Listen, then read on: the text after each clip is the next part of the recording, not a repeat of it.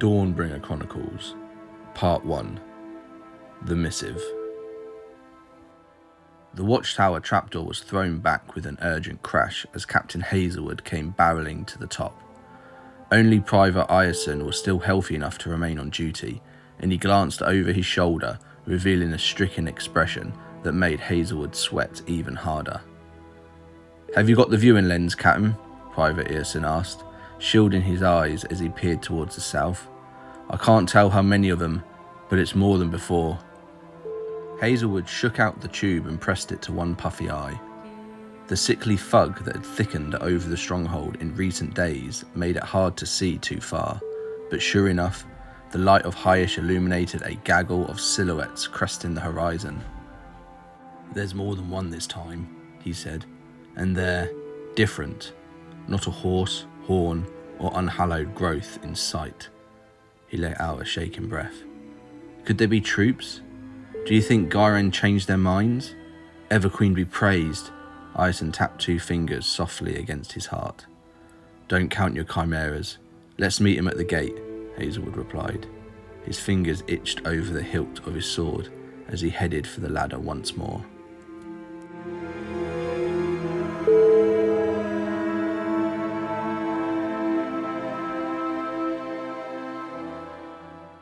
The people gathering at Greenwater's gates were a shambling bunch. They wore rags from head to toe, which led Hazelwood to believe they were more refugees than reinforcements. Their leader carried a crescent scythe over his shoulder, and from the amount of bone strung from it, he was a fighter of no small skill. The guards that were still healthy enough to stand had positioned themselves far away from this figure as possible, and Hazelwood could hardly blame them. "Do you think they were sent by the Faith?" whispered Ireson, his voice not as quiet as Hazelwood would have liked. "Let's not speculate right in front of them," replied Hazelwood, before approaching the band's hooded leader. He extended a hand. "Captain Hazelwood, Marshal of Greenwater, your presence here is much appreciated." The ragged warrior stared at the proffered hand and didn't move. Saliva glistened on his chapped lips. "Please welcome, my liege, Sir Geryon, wandering knight and friend of the people," rasped a haunched woman at the hero's side. Excited murmurs rippled through the gathered guards. "He bears a message from his patron, the Summer King. The good people of Christoria shall be saved from the foul curse that has befallen their lands." Hazelwood frowned and opened his mouth, but he was interrupted by a flurry of other voices. "Is it true you fought off the plagued armies of chaos for 3 days and 3 nights? One of the guards asked, barely restraining himself from pushing the captain out of the way. "I heard he slew Lord Wolgax of the Blighted Hort in one-on-one combat," Ireson said, a great grin on his face. "He's been rallying many nearby settlements against the Despair Plague. They say he's a miracle worker." Hazelwood hesitated. The heat of 100 eyes burned upon his back. At last he let out a heavy sigh. "I suppose any ally is welcome addition in these beleaguered times." "Summon your peasants to the square, good sir," rasped Geryon's handmaid. "Our men shall prepare a stage. Our holy message shall stir their hearts."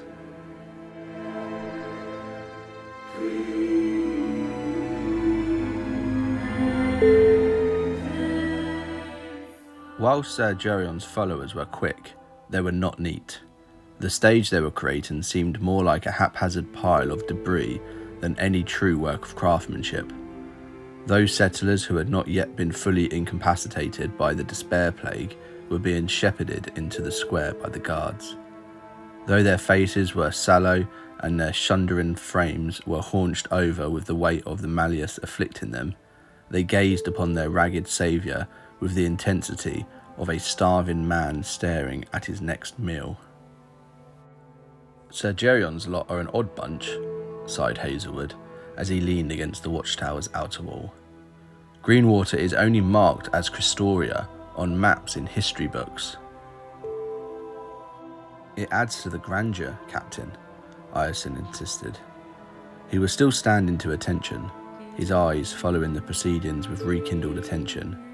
"If he wants to play the hero, who are we to stop him?" Sir Geryon emerged from the crowd and hauled himself up the haphazard pile of timber. A hush fell over the gathered sufferers. The gathered crowd stared as an unintelligible babbling erupted from the lone herald. Their shock swiftly dissipated, however, as the sound gradually coalesced into words that installed a strange sense of comfort in many who heard them. "The Summer King offers you mercy." Hazelwood's grip on his sword hilt immediately tightened. His nails dug into the wood as Geryon's voice scraped the air. But all around him, he could see the settlers were enraptured. Hear now his message. Sir Geryon reached up to his scythe and pulled off a single femur bone, still slick with ichor. His sleeve fell back, revealing an emaciated hand that twisted the bone as if he was attempting to open a scroll case. Hazelwood drew his sword. "Guards!"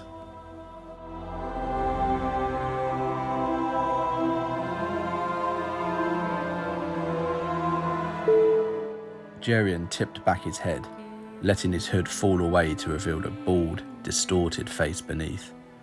He smiled with a mouthful of jagged fangs as he raised the bone and snapped it. A red miasma fountained from the bone like blood from a severed artery, billowing over the screaming crowd.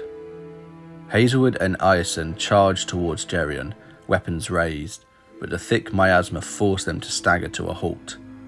All around, the shivering villagers let out wails of confusion. Some were desperately trying to leave, but a greater number urgently pushed towards the stage. And above it all, Geryon's voice continued. "I hear the voice of your suffering, O noble folk of Christoria." From the thick red mist leered one of Geryon's disciples.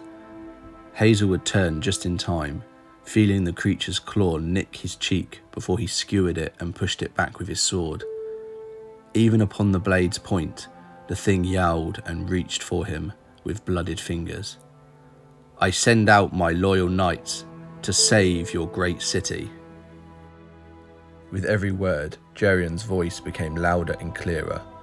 Gone was his bestial rasp, replaced with the rich baritone of a man in his prime.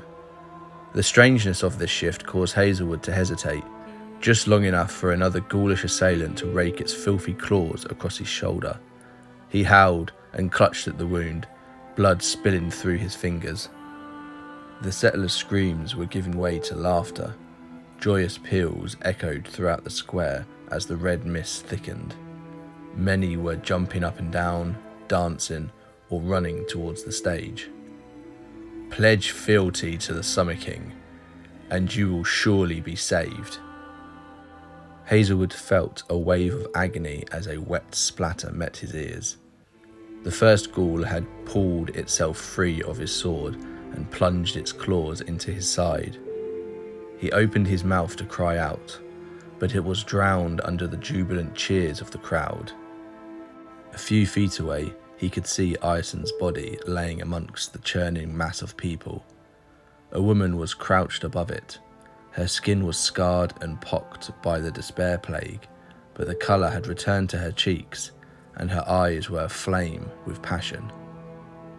As Hazelwood let out his last stuttered breath, he watched as she scooped up a generous portion of Ireson's flesh, raised it towards the herald upon the stage, before bringing it to her plump and smiling lips.